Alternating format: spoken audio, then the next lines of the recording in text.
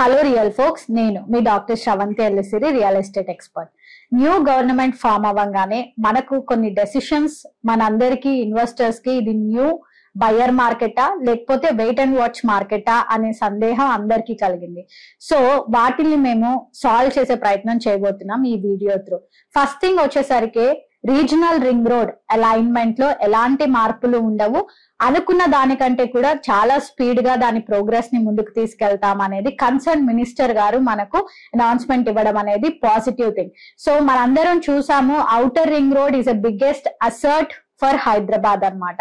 Regional ring road ఏంటి అంటే it again A diversified project which connects internal district parts to the Hyderabad. So regional ring road లో మాత్రం ఎలాంటి మార్పులు ఉండవు అండ్ చాలా ఫాస్ట్ గా నార్త్ అలైన్మెంట్ ని ఫినిష్ చేస్తాం అని కూడా చెప్పడం మనకు చాలా positive impact on the investors who already purchase lands based upon regional ring road అన్నమాట.